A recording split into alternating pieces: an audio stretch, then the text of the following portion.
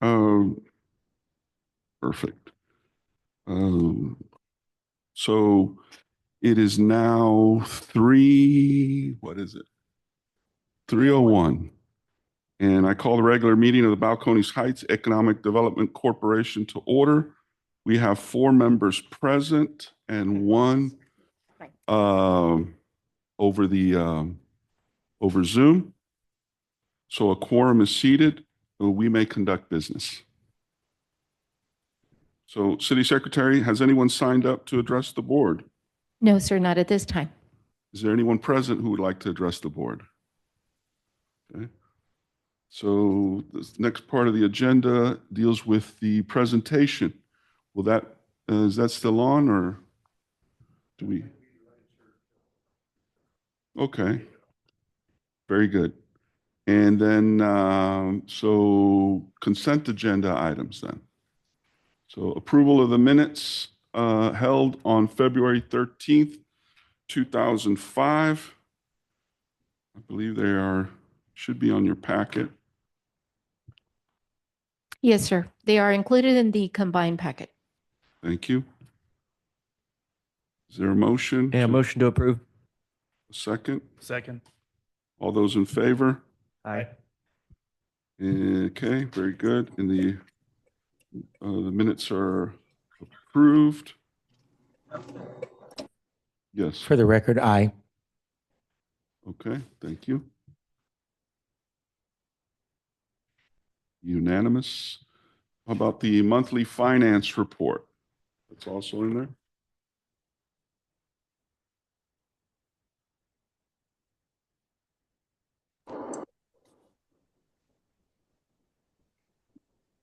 Pager.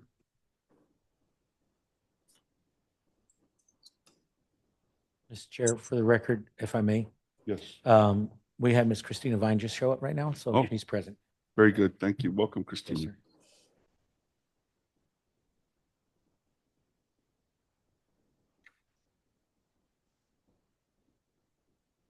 Is does anyone want to address the monthly finance report or have any questions about it?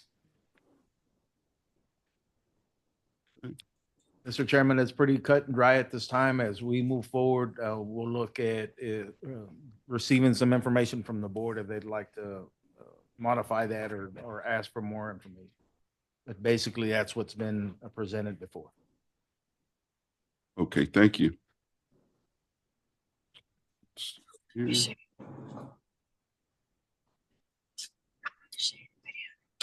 So I should have done probably both the minutes and finance report, but I entertain a motion to approve the finance report as submitted? Mr. Chairman, if I may be recognized, Yes. I just want to ask a quick question on the debt service or the interest. I think that we had, I was discussing this earlier. So we approved a debt service principal of 222,000. And then in February of 28, 25, 106 is what the current amount is. Is that correct? Mr. Messick? Yes, sir. That column is for end of February 2025. There have been 2 debt payments of 4 made, or roughly $200,000 there, as you can see. 94,000 of it interest, 106,000 of it was principal.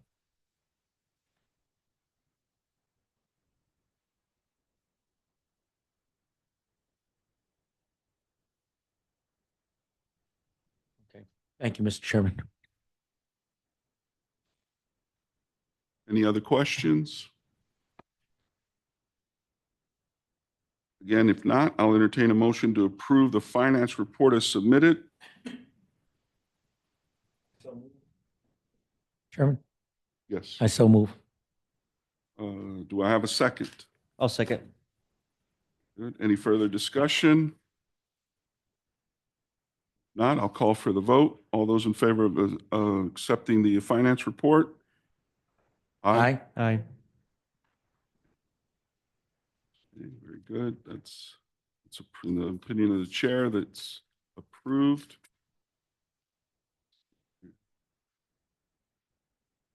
Next item is updates and possible actions. Wonderland of the Americas. Updates. Is Sid, would you going to address some of these possible actions and updates? Okay.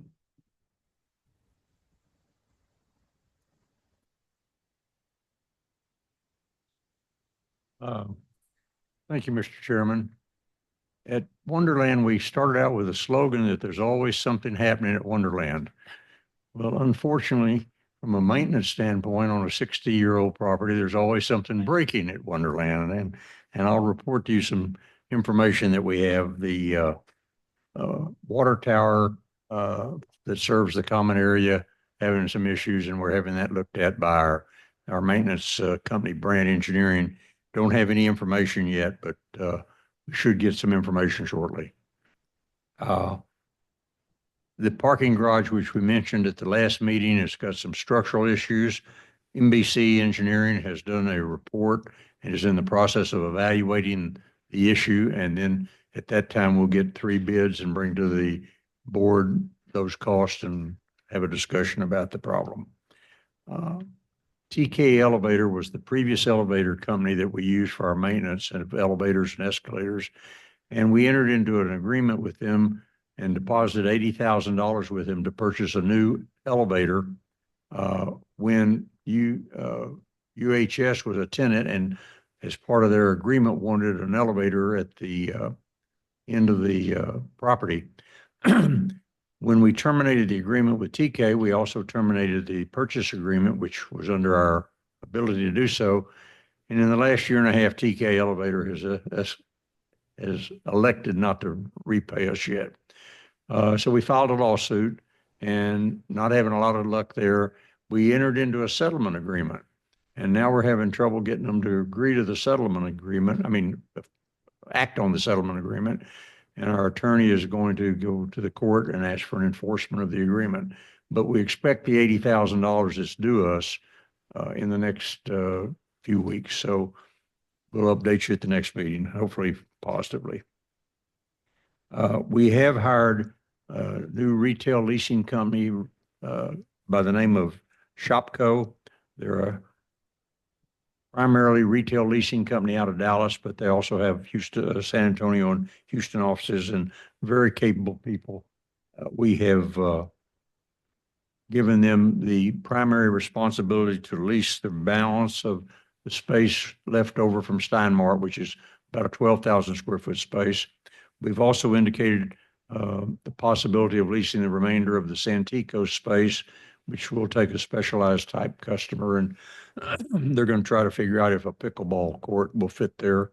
We had previously shown the space to a pickleball customer, but they didn't think it worked, but the new company may. And then B90 is a space that the city controls.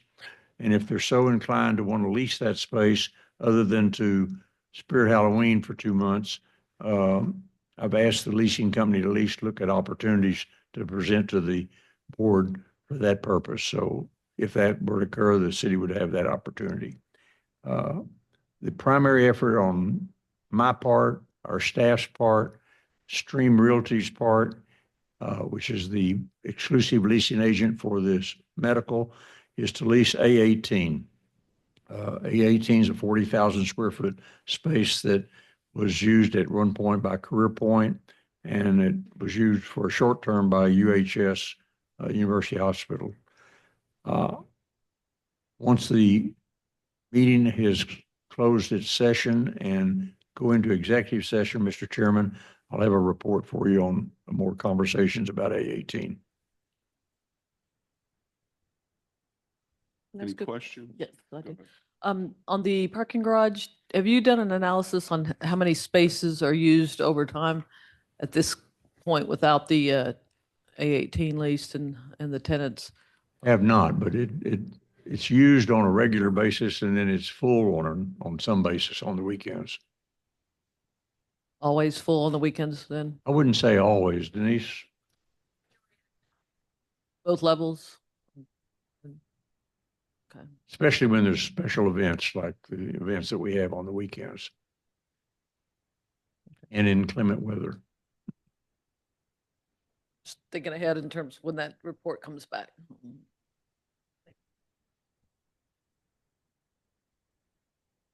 Any other questions?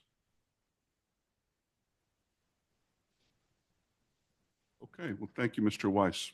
One last comment, Mr. Chairman. There's a slideshow that some of you have seen and some of you have not seen that our consultant Patty Joyner is going to try to join around 3:30. May or may not be available, having issues with her elderly mother, but hopefully so. And then you'll be able to see some information that we are wanted to at least have the board members know about. Thank you. Thank you, Mr. Weiss. So next item 3 is discussion and possible action on the eligibility and desirability of adopting an economic development sales tax pursuant to Texas Government Code, Section 505.252.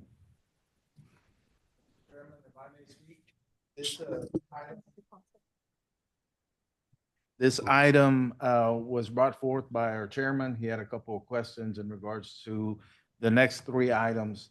I was able to provide in your packet a email correspondence that I engaged Mr. Floyd Messick and Clay Benford to help me get those clarifications.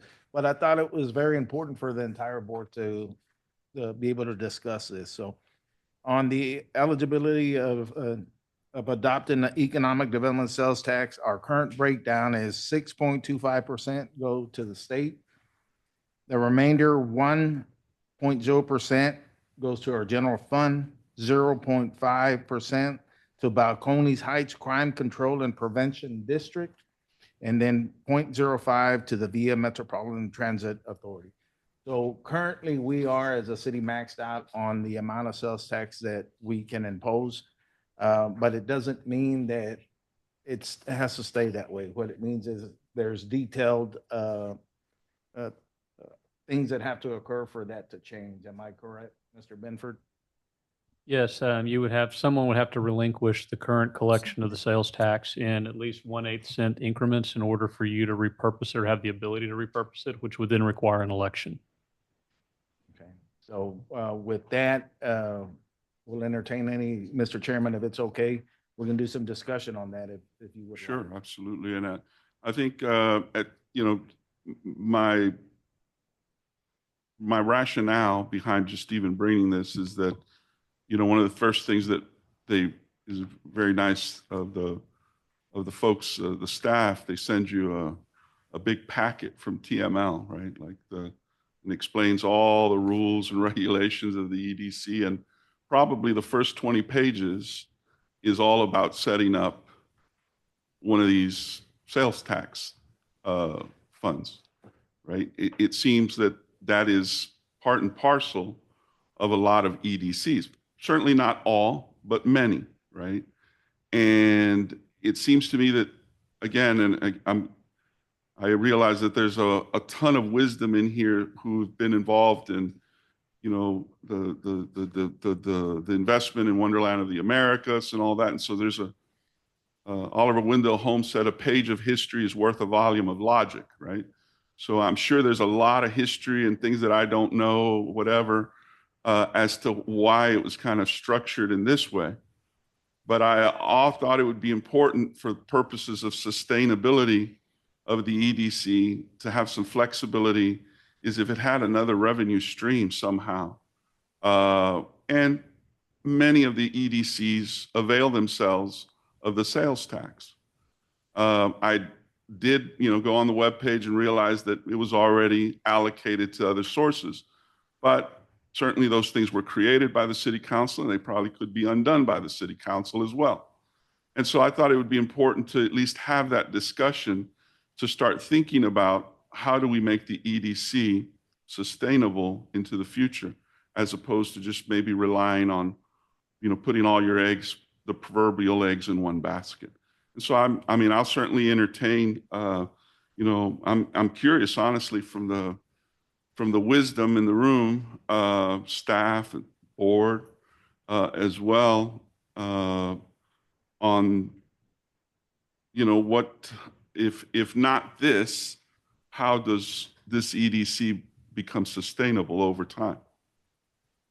One of the things that we did discuss, I was able to meet with the chairman on a one-to-one, and coming from the city of Floresville, we received 0.5% for our Economic Development Corporation out of the sales tax. It was broken down, 1 cent for general fund, 0.50 for EDC, and then 0.25 for streets and 0.25 for another economic development, which funded our community center, event center. So there's always the ability to reposition those like we talked about. I think that this board holds a lot of value to the future of Balcones Heights, and it's something that I spoke to the chairman. I said, we really got to focus. Yeah, your primary source right now is focus is the Wonderland of the Americas Mall, but we're looking at the entire city as a whole, and that's going to take the ability for us to work. And with that, of course, is revenue. So how are we going to move forward is something that I'd like for the board to consider. And then, of course, we got to take that to city council for consideration and move. But if we don't take the first step, it'll never. I can Mr. Chairman? provide some, Go ahead. I can provide some history to answer the questions. Before the opportunity to invest in the Wonderland of the Americas, there did not exist an Economic Development Corporation. When we were looking, or we were engaged by the city to look for venues as to how could the city legally participate in this project, we availed ourselves of the flexibilities inherent in the Economic Development Corporation rules.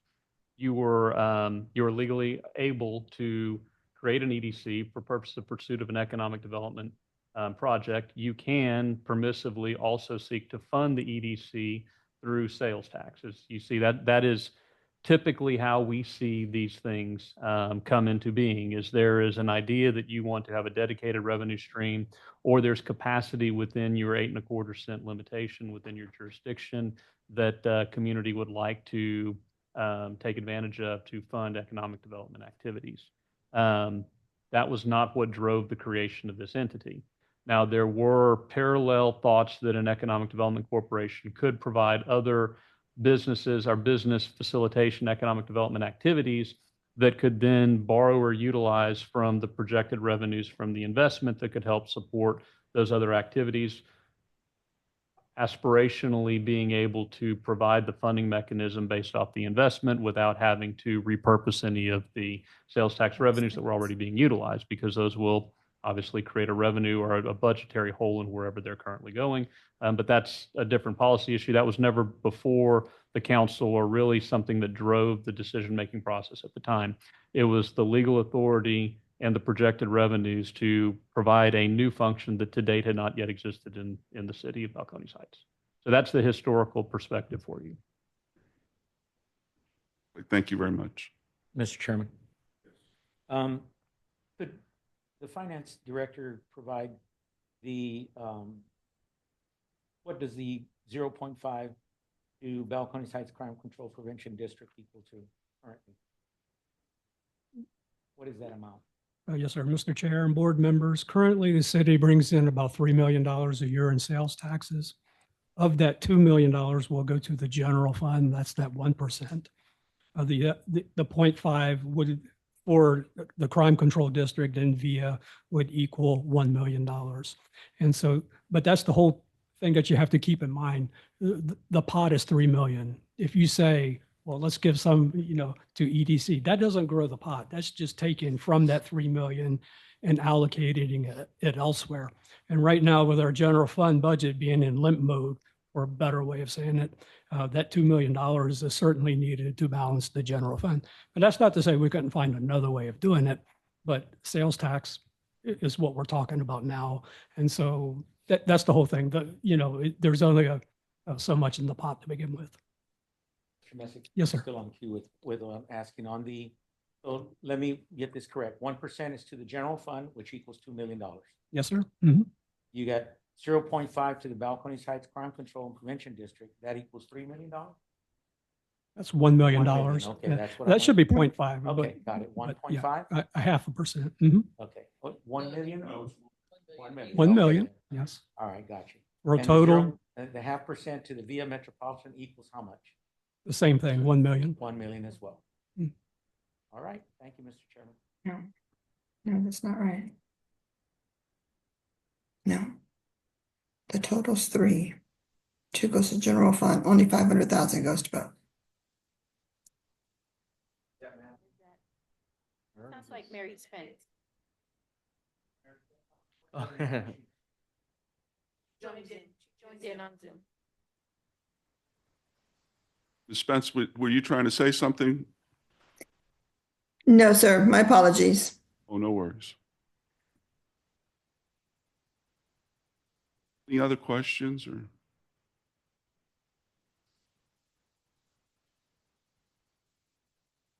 So, yeah, I'm just wondering, is Ms. Spence part of this process? No, she wasn't gonna be at the meeting, no. Okay, all right, thank you. That's fine.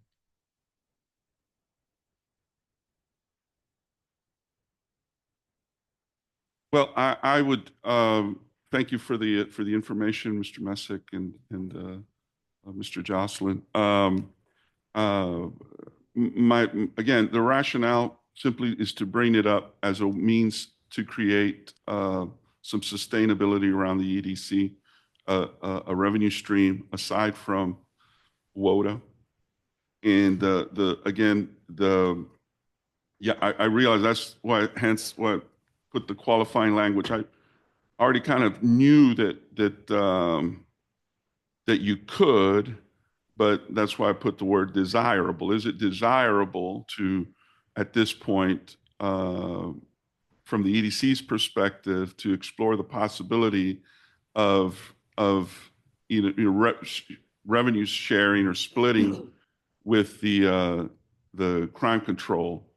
And is that again, excuse my ignorance on this, but that's obviously a separate committee that's in Balcones Heights as well, right? Like they have their own board and they have their own. There's another unit that does that, right? And what is that primarily? Well, that's fine. I mean, but that all goes to that one function. That's correct, sir. Okay, got it. One last question, Mr. Chairman, if I may. One last question I have on this subject, and that is that are all 3 of the funding sources subject to election process? And if so, what are the election cycles that pertain to each source? If they're all the same, then that would be one answer. If they're not, is it the same process that you would apply in a repeal of, for example, what we did just recently on the decertification of the collective bargaining process that we're undertaking right now as a city? Is that the same process that it takes place? And then what election cycles does it pertain to? I don't know if it's the same as the process that you just described because I'm not involved in that. But I Okay. can tell you that sales tax elections are local elections that can be conducted on either of the 2 uniform election days throughout the year, May or June, November. gotcha. You have to call the election between 78 and 90 days before the election day. On a sales tax election, you can combine into a single ballot the repeal and repurpose of a sales tax. So you don't have to ask someone to stop in one proposition and repurpose in another, because you could have a displacement where if one failed and the other one failed as well, then you just lost the sales tax authority. So you can pair everything in a single proposition. It would say repurposing from X purpose and applying to Y purpose. And does it apply to all 3 sources? Uh, Entities? It would be Would a it sales apply to tax. the It would crime be control as well? Sure. Yes, it would be. They would all relate to sales tax. The sales tax is for different purposes, but it's the same legal source of revenue. So the process for repurposing would apply to all 3. Okay, that pretty much answers it. That means if we wanted to repurpose, let's just say not give the full 0.5% to the crime control as one entity, and we wanted to reduce that as 25.25, and the other source goes to funding EDC, we would have to go to election. That is correct. Okay, and it could be through an election cycle, so I'm sure we just look under the uniform code under that Correct. particular. Okay. Great, thank you. I have a question. Yes. So the statement, we just renewed the sales tax for the crime prevention district for 20 years.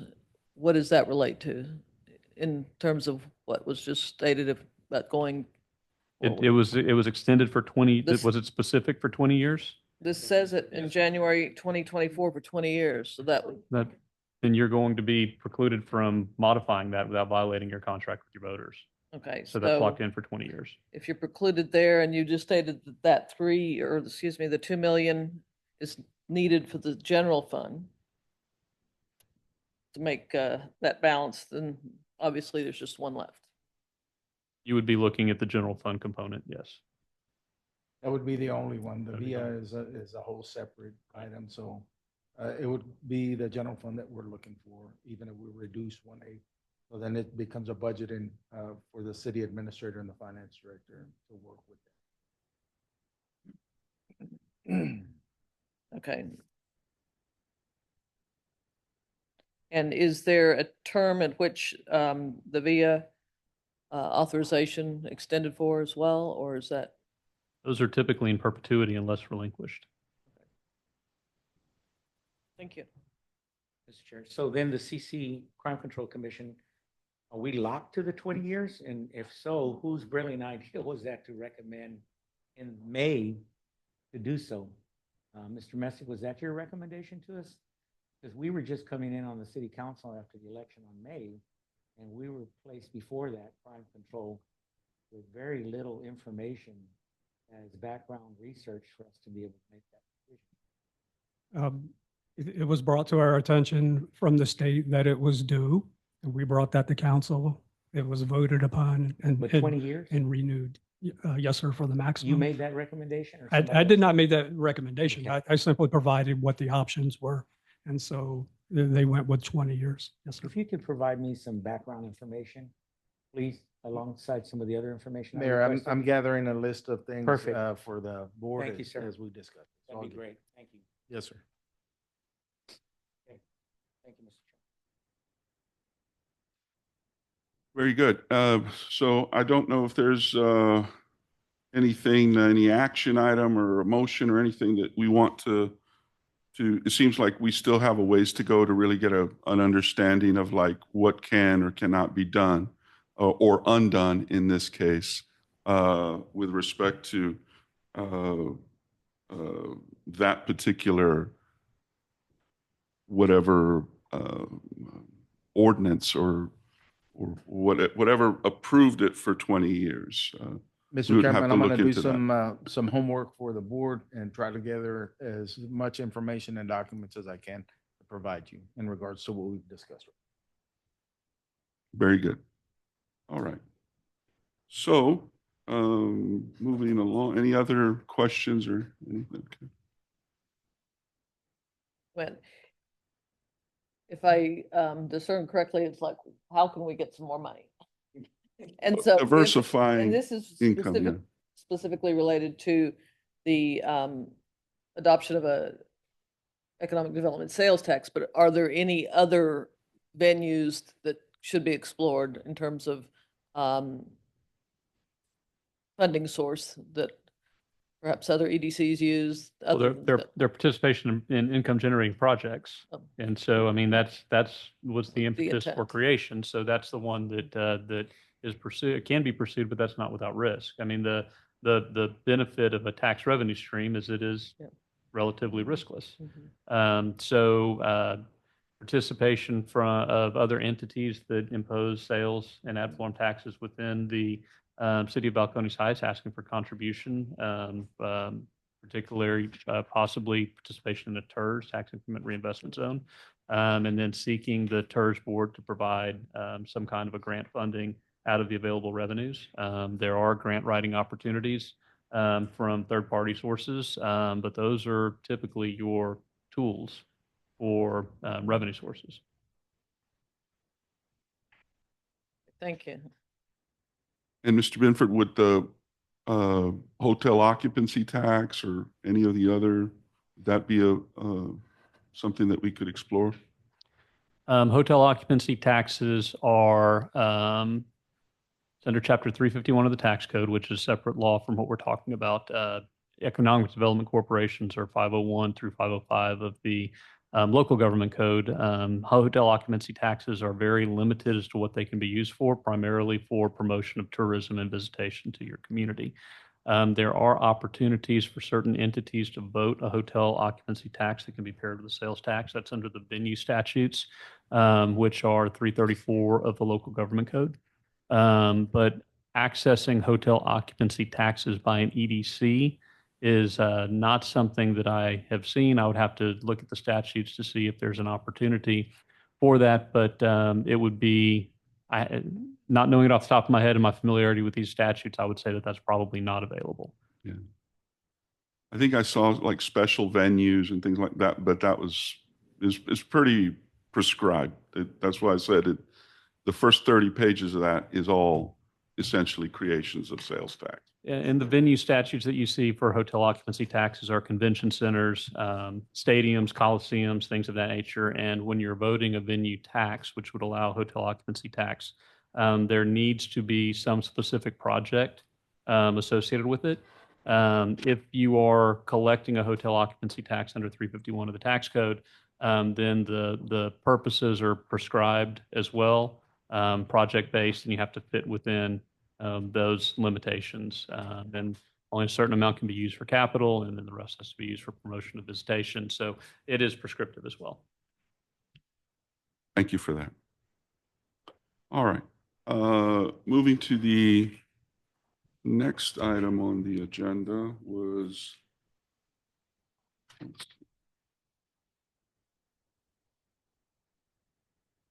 Item 4, sir. item 4, yes. Discussion and possible action on the reporting requirements outlined in 502.15 of the Development Corporation Act.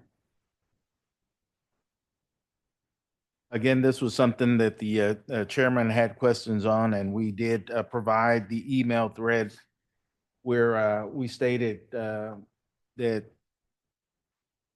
we don't collect sales tax for EDC, so the reporting does not pertain to that. But I know he had a couple of questions, I believe, in regards to if there was any reporting requirements for this EDC, Mr. Benford, and it's how it was drafted.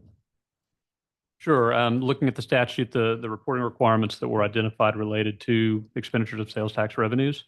Because we do not have sales tax revenues, we've taken a position that reporting is not required. We have no economic activity that would be impacted by the comptroller or that the comptroller would have interest in that would necessitate our filing. I could see how it's not legally required, for sure. But I also just, if you peruse the dashboard, they have a dashboard. Can you pull that up? Yeah, Please. and you'll see several. These are just, again, kicking the tires. If you look there, for example, the one in Elsa, I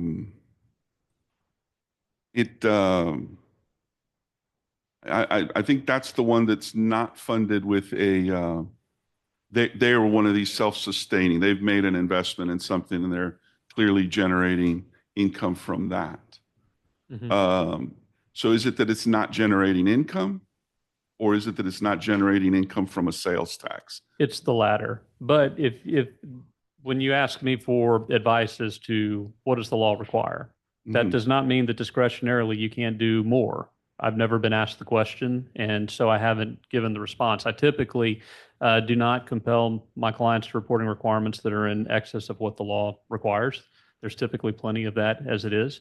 But if this board wanted to provide additional reporting, there's certainly nothing to stop them from doing so. Mr. Chair, Yes. sir, I was the one that filed the first report, and in dealing with the state, I was told the same thing. There is no sales tax. Don't bother filing. Now, like he said, can we do it anyway? Perhaps, but it's certainly not required on their end. Right. Um, like I said, I just put it out there.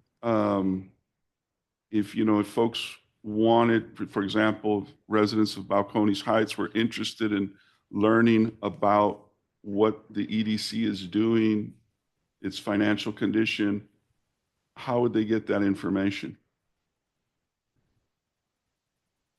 It's included in your audit report, isn't it, Mr. Messick? Yes, sir. Mhm. It's rolled up into the annual audit that's publicly adopted by council and made available to the community. Well, I guess how that gets disseminated is really, I mean, this would be a good, it just seems to me like a very transparent way for folks to compare with other peer aspirant counties or cities and say, we're doing well, we're not doing well. I'm not saying it is or is not. I'm just saying if the question is, why haven't we? The answer is we weren't legally required and nobody directed staff to do so. And upon inquiry, Mr. Messick was told, do not do it. Now, if there's a policy change for whatever purpose and the direction shifts, that's perfectly fine. And I'm not advocating for what has been done or for what should be done in the future. Okay. Any other questions or? So if the intent of the question was how are we going to be more transparent in terms of the community, I would think information readily available on the EDC website rather than digging into this detail. The average person might want to know what we're doing, how we're doing, and what's the cost of doing that. But to not have depths of research needed to be able to access that information. So is that something that could be placed on the EDC link? And that's something that and I'm glad it's being brought to the board and it's something that we discussed. That's why we need to have this new board or this board in general. We really need to energize and become more involved in what is economic development in the entire city. And if this is something that the board would like to see, then city staff can work on anything that we're looking at. So I think these are ideas that you have to digest and see, yeah, we really would like to start moving on stuff like that and becoming more active and more transparent on, what our Maybe using profit- case studies of other communities Mhm. that are digestible, more so than a series of numbers as to trying to figure out, well, are we doing well or not? Mhm. So, I don't know, I think a little more lay-friendly approach might be, especially at the beginning, if we're trying to get the information out. Sure. Mr. Chairman. Yes, by all means. So from my perspective, it's a two-pronged approach. I concur with my colleague on the assessment of reasoning behind, but also I think that we need to look at it from the perspective that when I say two mindsets, you have the residential transparency mindset. But we also have to think of the mindset from the commercial industry. When you have a corporation that is looking to do a multi-million-dollar investment, they don't go to the website specifically, they'll go to the state website where all the information, sort of like the federal site, where they do the per capita income studies to determine whether this is sustainable enough to sustain some type of business in the multi-million-dollar range investment. So it would be more of a two-prong approach, one, transparency, but secondary as another resource through the state website, which most of these big corporations go first to look to gather information on investment portfolios and where they're looking to invest in. So I would think if it's not too staff prohibitive, then it would be something that a matter of just entering that information into that state site. We have it there. It's double coverage, and then you have it on your website.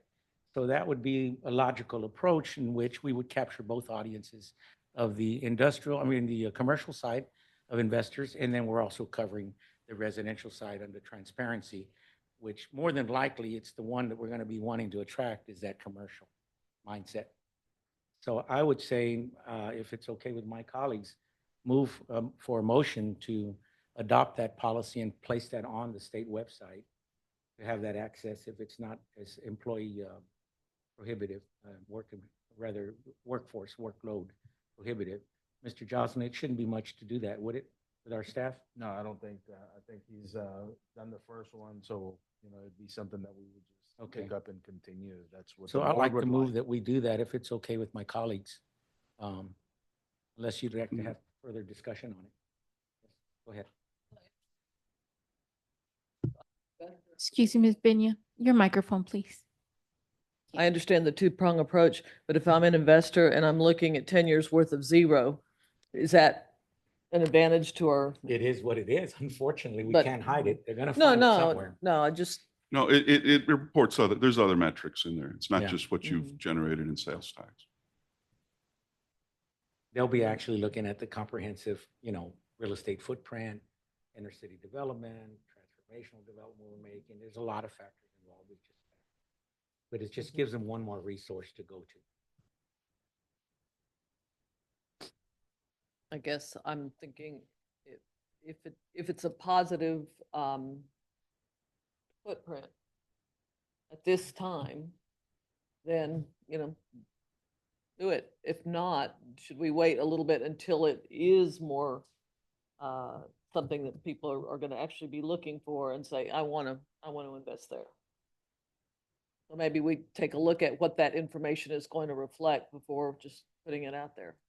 Perhaps, at this point, it might be, again, and it's just me kicking the tires and looking at the website, it looked to be like an entry of 10 or 12 items, actually. I mean, it doesn't really look, it just basically says, this is what we had, this is what we've invested, this is what, pretty straightforward. Perhaps we could just internally look at something and say, well, this looks favorable, and then the whole thing is again, I think that from an outsider, if, to piggyback on my colleague's point is, there are entities much smaller than this that are doing it. And I get that it's because probably they're generating sales tax, but not all of them are. I just think that it's something that in order to elevate the profile of the EDC, to bring us in, with sort of accepted practices of EDCs that it makes sense to do this at this point. But I suppose if you want to kind of see what it looks like before we actually request that it be uploaded or entered, we could probably do. I don't know. I don't want to speak for Mr. Jocelyn, but I think it would probably fall to you or Mr. Messick to actually. And this is where, as we progress in it, I'm sitting in the executive director's seat, till we move forward and figure whatever else. So it's up to the board. If it's something that you want, I'll be more than happy to work with Mr. Messick or plug it in myself. It's really up to you. I'm with Ms. Benya. I don't see why we can't push to the next meeting and see the information before we make a decision. Okay. I'll go ahead, Mr. Chairman. If it's okay, I'll rescind my motion then. Very And good. let's go with the recommendation of our colleagues. Okay. We'll gather the information and we'll bring it to the next board. Thank you for that. No problem at all. And I think there's one last, and this, I think, the last item of business is on the applicability of Texas Government Code Section 551.127, which allows, under certain circumstances, members of governmental bodies to attend meetings by video conference call, which I know that issues in the past with respect to quorum, I don't know that necessarily resolves this, but it certainly could resolve folks who can participate. So, Mr. Jocelyn, I know you've. Thank you, looked Mr. into Chairman. I see Clay ready to give us the response on that. We have to have a quorum present. The chair has to be here and we have to have a quorum present. The remaining members, that they need to be on Zoom for whatever reason, and we can work it that that we alternate. As long as we have a quorum here, then we can conduct business. Mr. Clay? Yes, that's exactly right. The way that it's functioning today is the way that the law permits. If you have a member that can participate virtually, then that can be accommodated, but that person virtual presence does not count toward the quorum requirements. So you cannot use a series of virtual participations to satisfy your quorum requirements of the Open Meetings Act. Mr. Chairman, a couple more questions. That way we can get information out to the board. What does a quorum consist of for this board? How many members? I have to count them. There's 7 It's a total, majority. so It's it a would be four. 4. Correct. Now, another question is if our chairman is not here and our vice chairman is here, is that okay? As long as you have 4 members present. Okay, and a chair. Correct.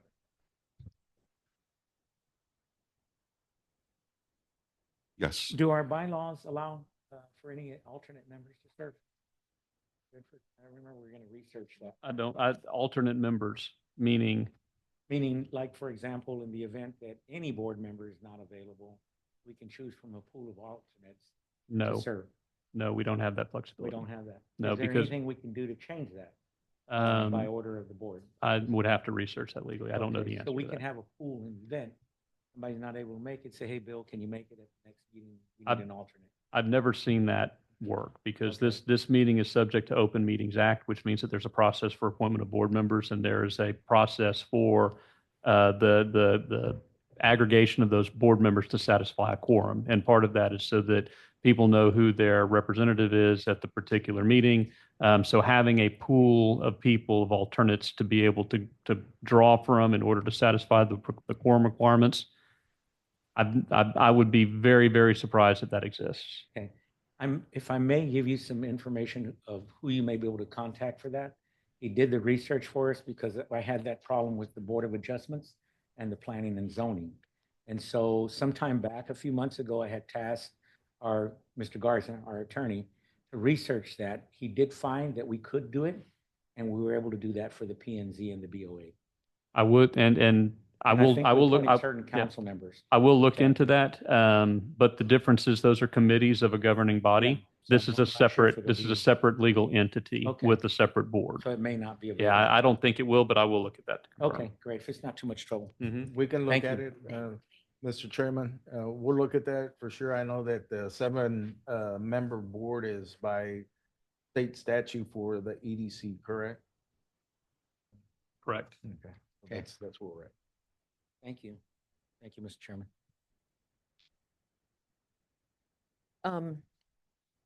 I think then that behooves us, just as a courtesy, to provide to you, if you're going to be here or not by a certain date and not the day of. Because I know for a fact that I won't be here at the next meeting unless I'm able to attend remotely. And so there's been times in the past where we've had guests that have come in from out of town and only to find out there wasn't a quorum at the last minute. And so as a courtesy, I would say we need to let folks know ahead of time. I don't know And- what that time is, but Yeah, and to that is perhaps, again, I'll defer to folks with more institutional memory and how that was handled in the past. Is it, who do they let folks know, like, that I'm going to be out traveling, I'm already on good, I know certain dates that I'll be on vacation, et cetera. So I don't know if who do we email? Do we email you, Mr. Jocelyn, or? Mr. Ms. Chairman, Merlo? I would like for us to build a relationship that we're going to move the EDC forward. And as a person sitting in the executive director's chair, I think I should be the sole responsibility, not the city secretary or the finance director.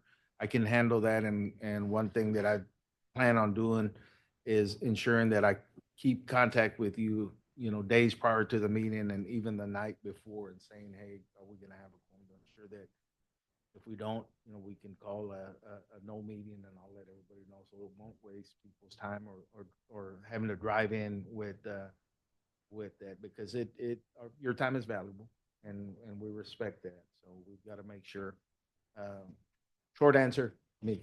I'll be the one to email and send out. And just to clarify, I did say for next month that I would fly in for the meeting if necessary to make a quorum. But if I could be beyond the quorum, it would be, That's commitment. Less expensive. That's commitment. We'd fly in, so I think we would be fine because our board member that's not here said she would be here. She would be here the next meeting. It is just that we have a working EDC board and not wasting the time of the EDC board as well, because you're valuable, your time is very valuable. I know each one of y'all. And some have less luxuries than others, but then also for the attendees that are flying in or coming in from out of town, want to make sure that they have productive meetings. So I think we're on the right road, just step by step. So, Mr. Binford, we wouldn't need a motion. We just recognizing that that's within the bounds of the current legislation. We don't need anything to commemorate that or anything. We do not. Thank you. All right, next item, unless there's other discussion on that, is discussion on city's economic development projects. This Again, is- it's listed on there. Rose Anderson and Andy Jocelyn. Rose is our development manager in that department. What I'm trying to do is streamline the operations within the city as we move forward. And again, as the person in the chair of the executive director, I feel that I need to take a bigger role in it. With that comes me being more familiar with all the projects that are going on. So as we move forward, I asked that this report be drafted by them, but I'm going to get more familiar with it. So if you can take a look at, and this has been in your packets, it's a standard form that they've drafted.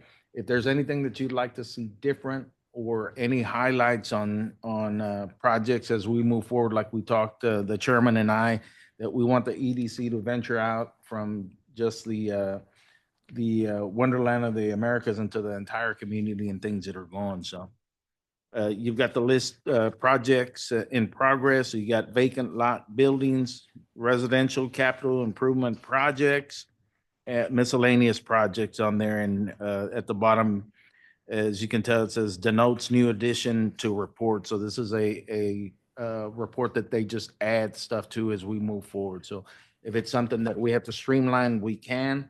One of the things that I wanted to mention is that we are getting contacted by more developers or more people that are interested in developing within Balcones Heights. So tomorrow I do have a meeting with Judy McBride. She is the owner of Firestone, a lot behind the Firestone restaurant, El Chivito, and then a vacant restaurant, the Charcoal Grill, that is looking to the EDC to see what kind of partnership we can get so she can develop that and move forward. So as soon as I get more details on that, we can look at that. There's been a project since 2019, my understanding, planned unit development here on Gentleman Drive that was supposed to be townhomes, and then he talked about duplexes, but now he's talking about possibly selling that piece of property out there. So we're going to keep tabs on that because that may be another interest that we as a EDC would like to undertake to say, hey, we're interested in that area. I know Mr. Wise stays up to date on the entire city as a whole. So these are things that I'll be bringing to you and start trying to highlight that. So as I do on a weekly basis with the council, maybe twice a week, if there's anything of real interest, I'll send out an email. I'd like to do that with the EDC if there's something that we've got. And I'm going to try to work close with your chairman so that we can move forward. And if he's not available, then maybe he can point me to the vice chair or any board member that I can bring with me to any meetings that I may have as far as development wise goes. Mr. Johnson, just on the vacant building, I think you've added the former Wendy's. Do you have, aside from just listing it, do you have any information on that? Not at this time. We do always have inquiries into the spaces, but if we don't have any kind of commitment or forward movement, we just listed as. Thank you. Capital improvement projects for the city or road projects that we have. We're at on Crestview Phase Number 2 is something that we're working on. We went to Commissioner's Court Tuesday, and we were awarded funding for Crestview Phase 3. And today we met with TxDOT on a Zoom for the Hillcrest Road project. So all of those are improvements to our community, which always go hand in hand with economic development and trying to improve that. Staff and I are also working on a couple of grants. Mr. Sid Wise forwarded some stuff that we had on beautification and the forestry grant that we're working on. So it's a continuous cycle that we've undertaken. And like I said, I can't ever do anything by myself. I've got city staff helping me, but I want to make sure that we move on it. As we move forward, we've got an executive session, which is going to be critical to the direction that I receive from you as a board to where we need to go with economic development. Yes. The EPA Brownfields grant, that grant, it said the application is current. Does that mean it's in process? It's been processed and awarded. It has been awarded Yes, then? I did meet with a representative of the organization.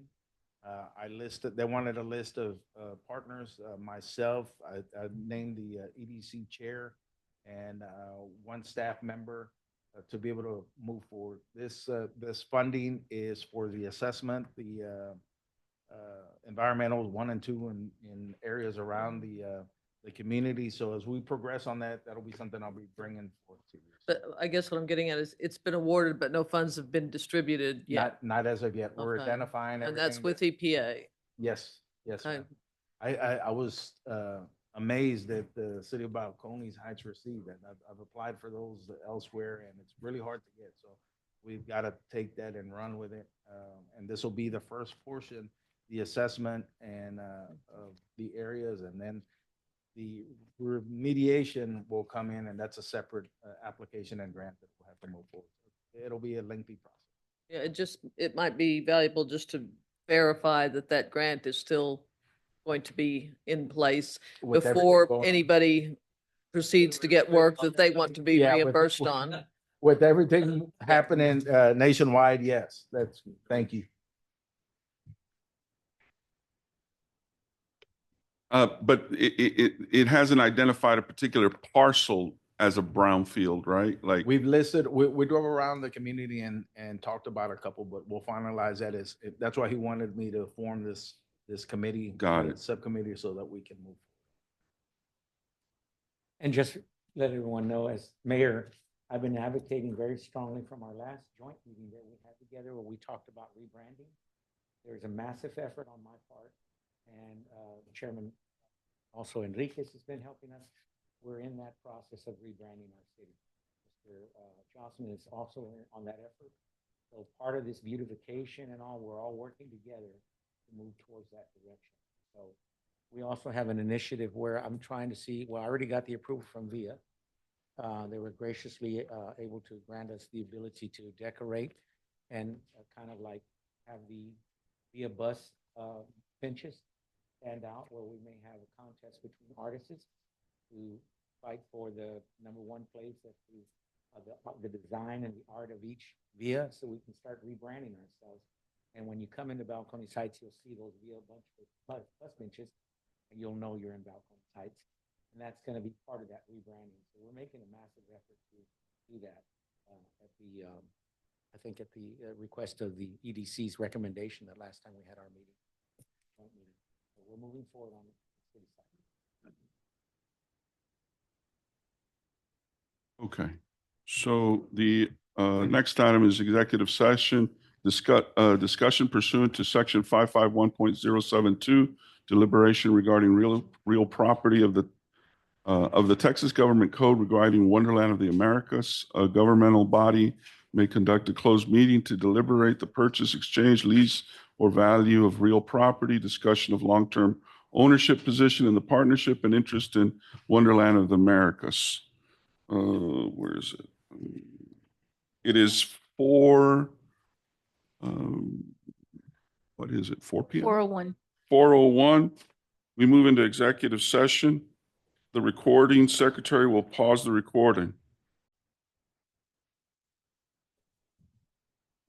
It is now, it's loud, 5:05 p.m. and we are back in open session. I'll entertain any motions at this time. Mr. Chairman, if I may recognize. You're recognized. Mr. Chairman, I move to direct the ED, the Executive Director from the Balcones Heights Economic Development Corporation, which would be Mr. Andy Joslin, to explore options for more efficient realization of initial objectives, motivating quota investment. Is there a second? Second. And any discussion? No discussion. I'll call for the vote. All those in favor, say aye. Aye. Aye. Aye. All those opposed? Okay, the motion passes. Okay, any executive director, any further updates?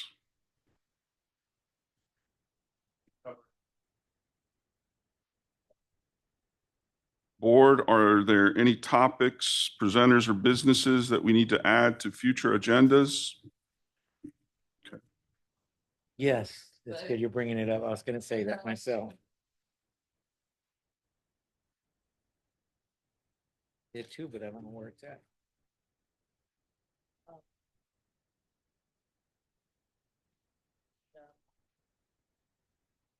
Ms. Benia, your microphone, please. Thank you. What we spoke of earlier about bringing forth the information that would be cast on the state website. Oh, yes, that's right. Revisit that. So Very well noted. We'll, at our next meeting, we prepare a will draft. just prepare a sort of a mock or of the of what the state report would look like.